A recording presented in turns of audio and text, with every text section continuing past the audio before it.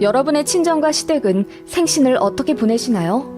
저희 친정은 생일날 그냥 간단하게 식당 가고 각자 사고 싶은 것 사게 현금으로 주는 스타일이었습니다. 가족들이 전부 케이크를 별로 안 좋아해서 초등학교 졸업 이후로는 케이크에 촉 꽂아 후 부는 관례도 없었습니다. 저랑 언니는 그게 훨씬 좋았고 또 평등한 금액을 주니 언니랑 싸울 일도 없었죠. 그리고 꼭 생일 당일 축하받는 분위기도 아니었고 그때그때 가족들 다 모일 수 있는 상황이 되는 주말에 간단하게 파티를 하거나 그랬습니다. 생일을 그닥 챙기지 않는 스타일이지만 그렇다고 생일을 아예 모르는 척하는 것도 아니고 또 화목하지 않은 집안도 아니고요. 서로에게 관심이 많아서 대화도 참 남들보다 많이 한 민주적인 집안이라고 할 수 있겠어요. 그런 집에서 자라오다 결혼하고 이 집으로 시집 온 이후 저는 이놈의 생일 때문에 스트레스 참 많이 받았습니다. 그렇게 1년 정도 참다가 제가 난리 한번 친 이후로 시댁 생일 관련해서 괴로울 일은 없어졌고요. 그게 벌써 10년도 전이지만 그날은 제가 아주 뚜렷하게 기억합니다. 제 남편은 3남매 중 막내였고 위로 누나와 형 한 명 있습니다.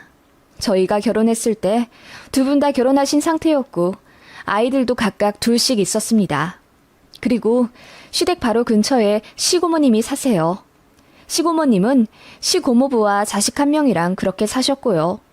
바로 옆 아파트 단지라 거의 한 집처럼 왕래하며 사시더라고요. 시어머니께는 시누이 입장이라 조금 서먹하지 않을까 싶었는데 어머님이 시고모님 도움을 많이 받으며 결혼 생활 하셨다고 들었습니다. 주말에 일하시는 저희 시부모님 대신해서 시고모님이 주말마다 저희 남편 3남매를 봐주고 그러셨대요. 저희 어머님께 시고모님은 은인 같은 존재입니다. 그래서 그런지 저 시집 왔을 때 시어머니가 그러시더라고요. 너한테 시댁은 고모님까지 포함이다. 우리는 거의 한 가족이나 마찬가지야. 내가 너희 고모님께 빚진 게 많으니 너도 감사하는 마음으로 잘 해드려야 한다. 알겠지? 결혼하고 신혼여행 다녀와 시댁에 인사 간 날 어머님이 달력 하나를 주시며 이렇게도 덧붙이셨어요. 여기 우리 시댁 행사 다 있다. 네 남편 생일, 네 시부모 생신, 네 시누이네 가족 4명, 네 아주버님네 가족 4명, 그리고 시고모님네 가족 3명, 총 13명 생일 내가 다 적어놨고 음력으로 하는 사람은 내가 다 체크를 해놨어. 그거 필시 알아둬야 할 것이야. 그리고 제사는 우리가 줄였어. 그래서 명절에만 하면 된다. 네가 우리 막내 며느리니 기념일마다 달달 외워서 챙기거라. 알겠냐? 어머님이 그렇게 말씀하며 주신 달력에는 13명분의 생일과 시부모님 결혼 기념일뿐만 아니라 시고모님네 결혼 기념일까지 다 적혀 있었어요. 그리고 작은 글씨로 시외가 분들의 생일도 몇 개 적혀 있더라고요. 응, 우리 외가 쪽은 별로 챙길 게 없어. 그냥 그때 잊지 말고 전화만 하면 돼. 네 시이모 2분이랑 시외 삼촌 하나. 거기는 전화만 해도 되니까 간단하지? 그렇게 하여 빼곡히 메모가 되어 있는 달력 하나를 결혼기념 선물이라는 명목하에 받았습니다. 신우도 저더러 야무지게 잘하길 바란다면서 한마디 거들더군요. 우리 집은 워낙 화목해서 이런 거 잘 챙겨. 우리 큰 올케만큼만 해. 내 생일이랑 우리 엄마 아빠 생신 때 어떻게 나오는지 내가 지켜볼 거야. 너무 얄미웠습니다. 그날 인사 갔다 오는 길에 차 안에서 남편이랑 엄청 싸웠던 기억이 납니다. 아니, 나더러 어떻게 이걸 다 챙기라 하시는 거야? 봐봐. 그럼 5월 달엔 내가 챙겨야 할 날이 6번이나 있는 거야. 조카들 어린이날이랑 어버이날, 아버님 생신, 시이모, 시고모, 그리고 당신 생일까지. 이걸 어떻게 나더러 다 챙기라고 이렇게 메모를 하시는 거야? 난 못해. 설마 우리 엄마가 이걸 너더러 다 챙기라고 하시겠어? 그냥 알아만 두라고 주신 거겠지. 그렇게 심드렁하게 대답하며 운전하는 남편에게 저는 버럭 화를 내며 그럼 알아만 두라고 이렇게 세심하게 적어서 주신다고?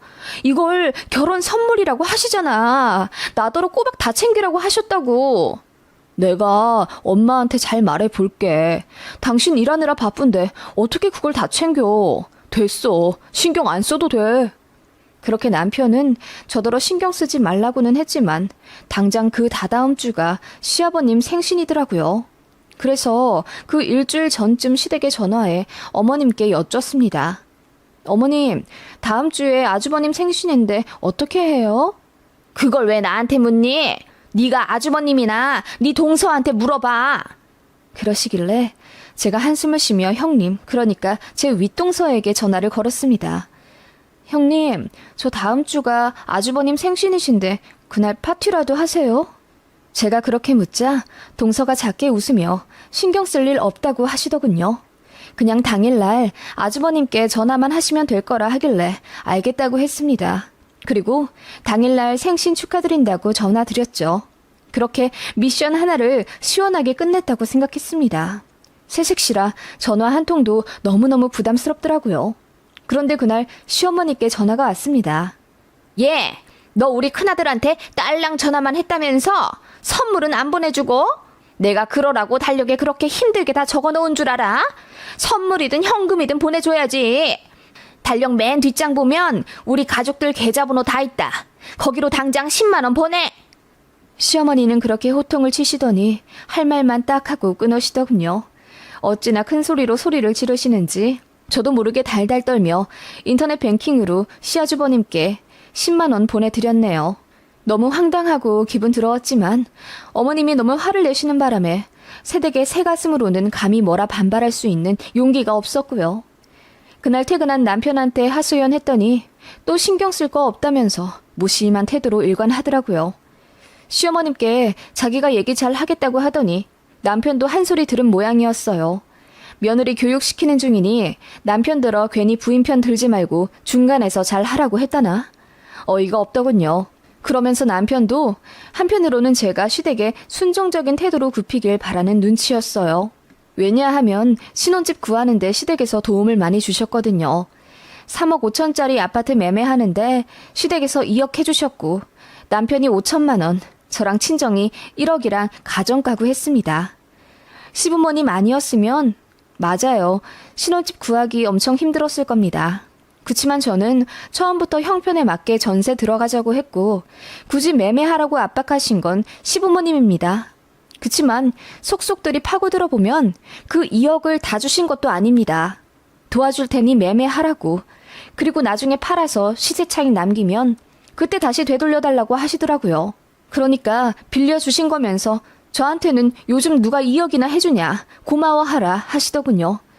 그 말도 맞지만서도 솔직히 저희 부모님은 나중에 다시 돌려달라 한마디 말씀도 없으셨고 솔직히 가정 가구는 집이랑 달리 쓰면 그대로 가치가 없어지는 물건인데 돈은 돈대로 쓰고 생색도 못 내시는 것 같아 저도 마음이 좋진 않았어요.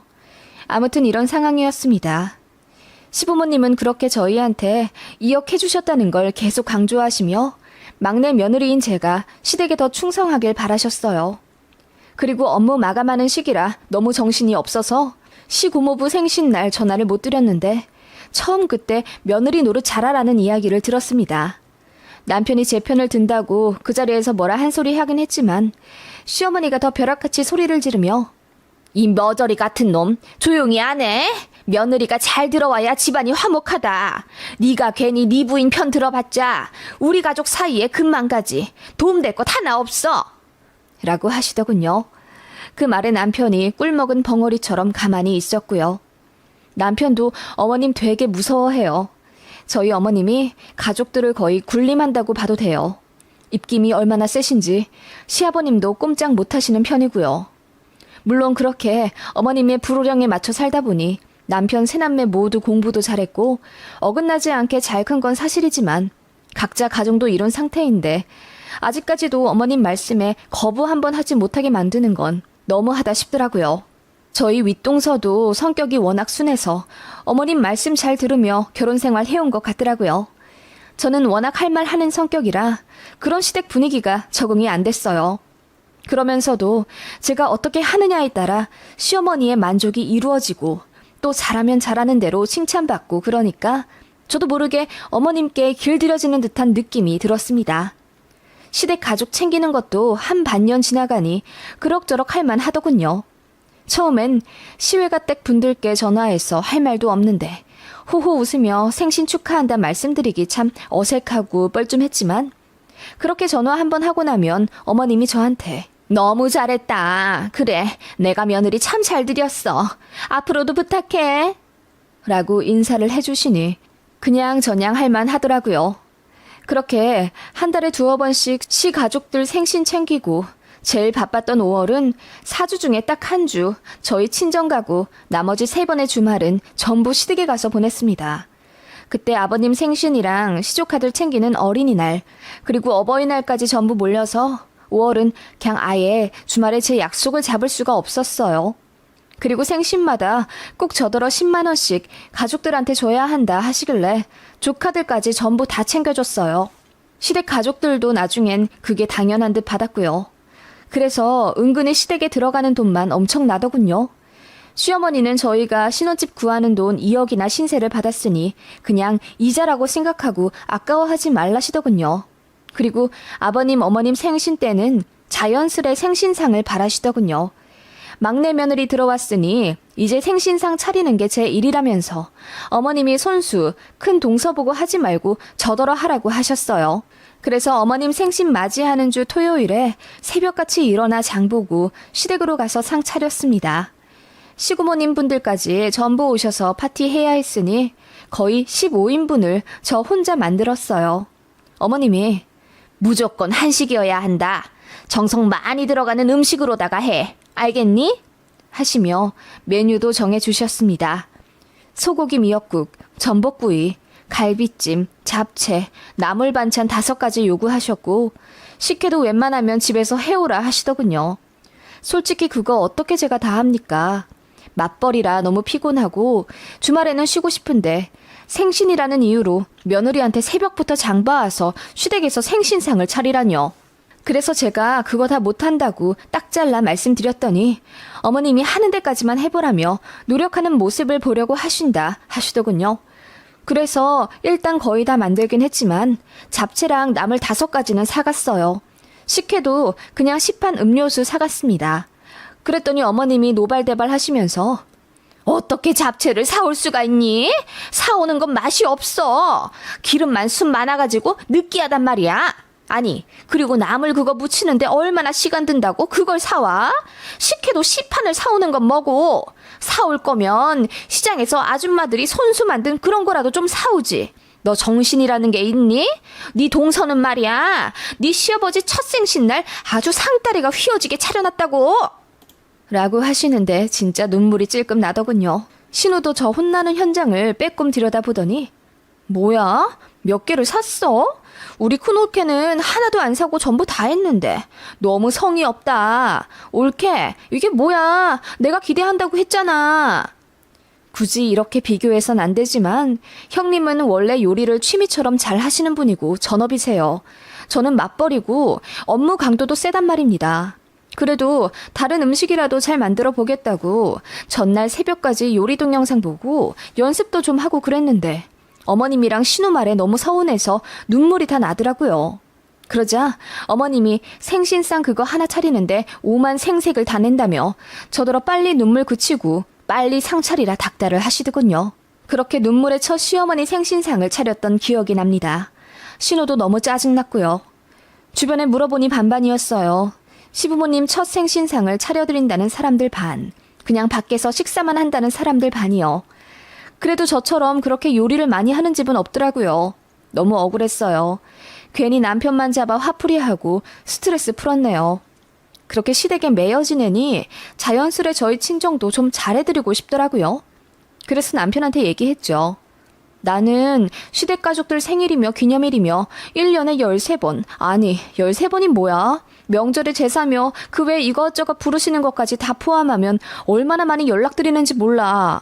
이제 당신도 우리 친정 가족들 생신 때라도 꼬박꼬박 전화드리고 챙겨드려줘. 알겠어. 그거라도 해야지.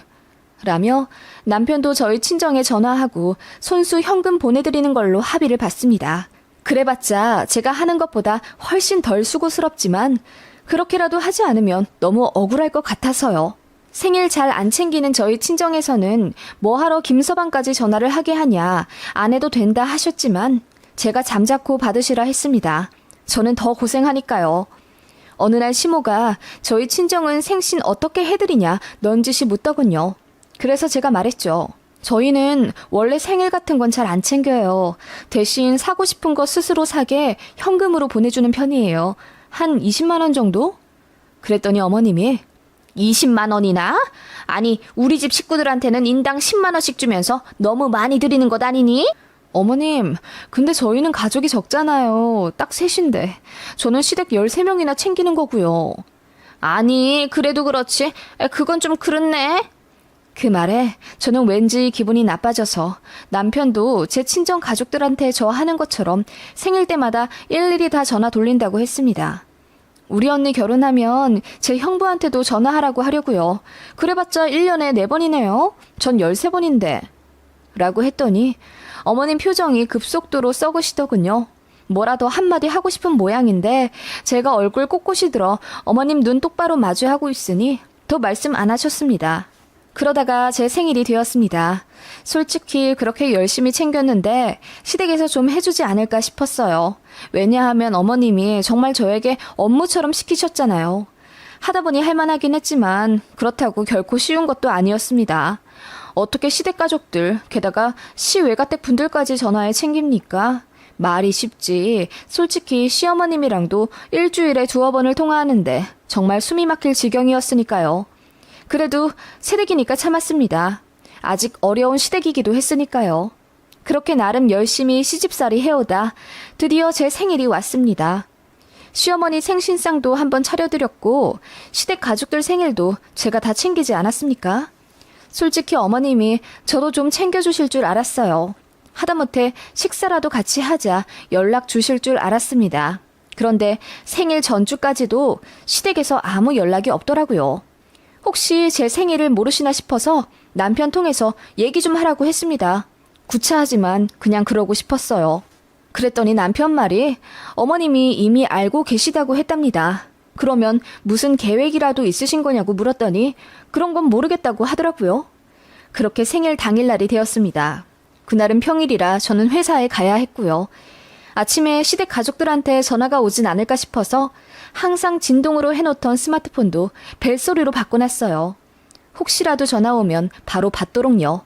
그런데 회사로 출근할 때까지도 전화가 한 통도 안 왔습니다. 어머님이 저한텐 그러셨거든요. 모름지기 생일 축하한다고 연락드릴 땐 아침에 해야 한다. 정오 다 지나서 할 거면 할 필요도 없어. 아침 9시 전에 무조건 해야 하는 거다. 알았지? 그런데 정작 오전 9시가 지나도 그리고 점심이 지나도록 아무 연락이 없더군요. 시댁 가족들 그 누구한테도요.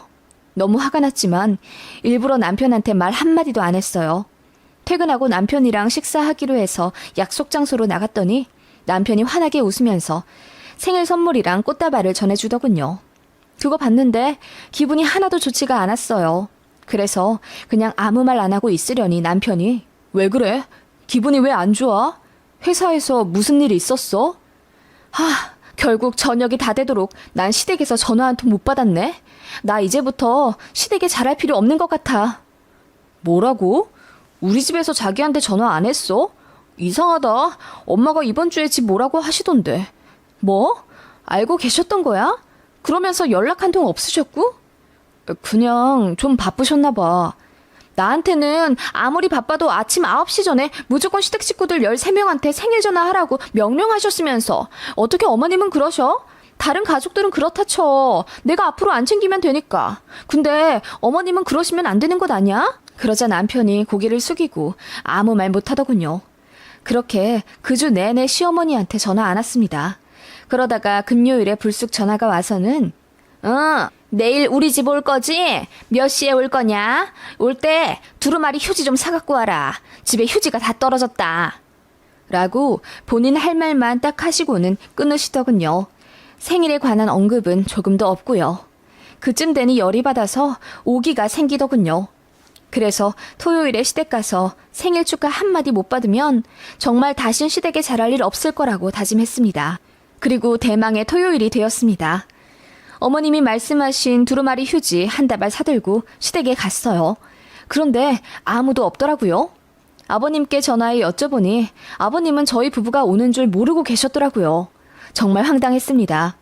부엌에는 그 어떤 음식 준비도 되어 있지 않았고요.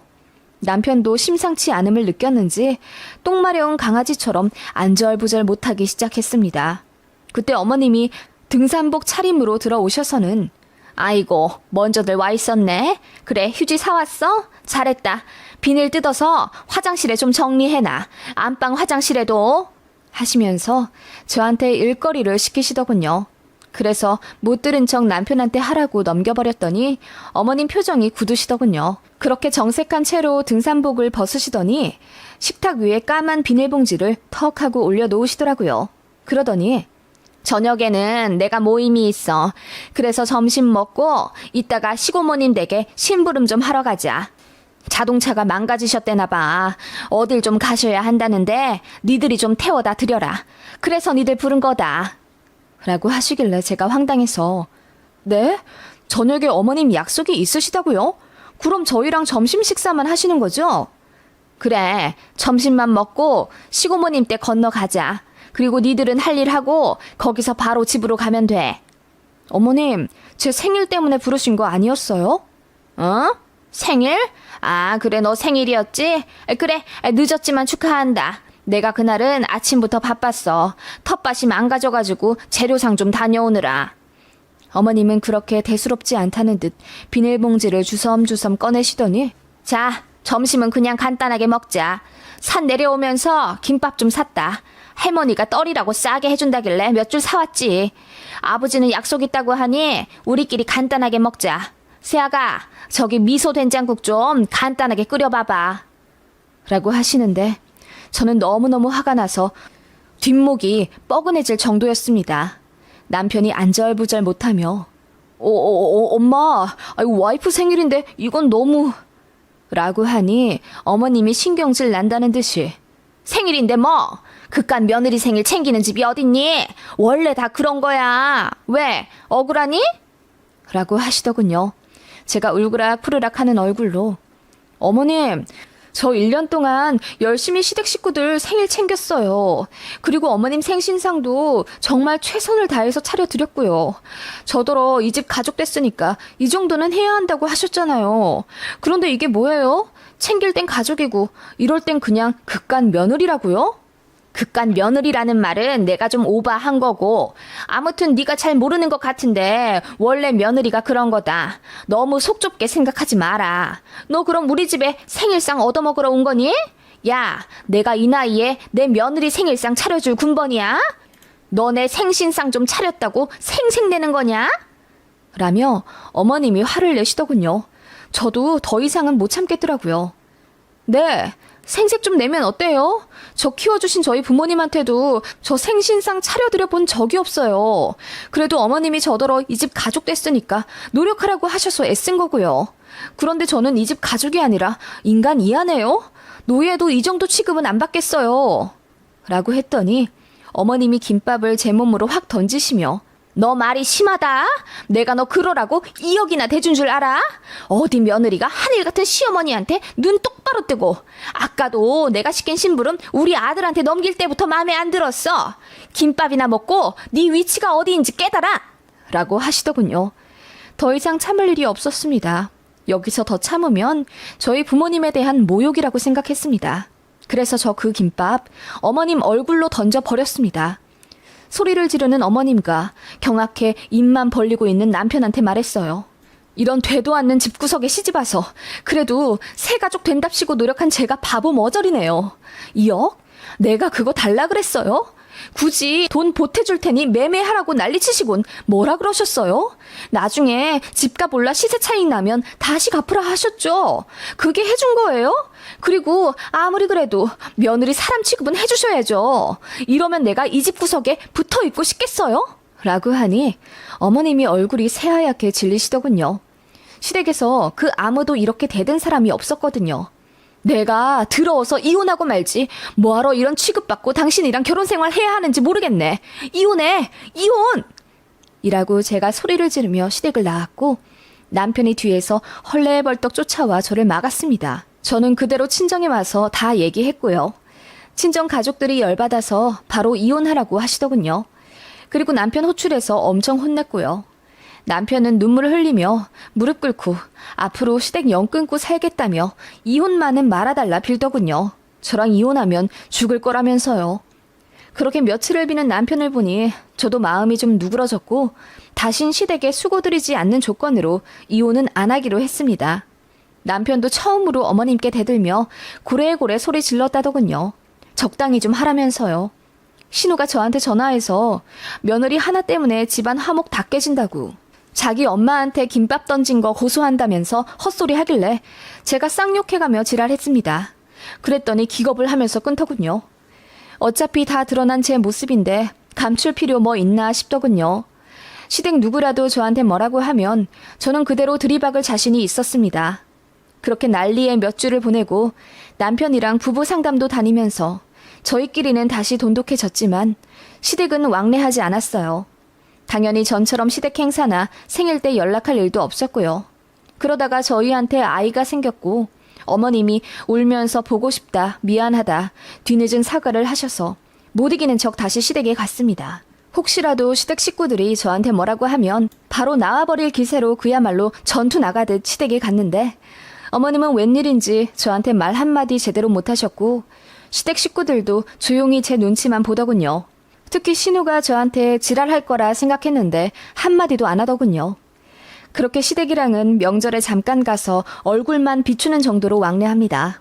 남편이 애 데리고 시댁을 갈 때가 훨씬 많고 저는 피곤하다는 이유로 명절에 안 가기도 해요. 그래서 1년을 안 보고 산 적도 있고요. 그래도 시댁에서 한마디도 안 하니 저도 편합니다. 눈치도 안 보이고요. 며느리 노릇? 개나 주라고 하세요.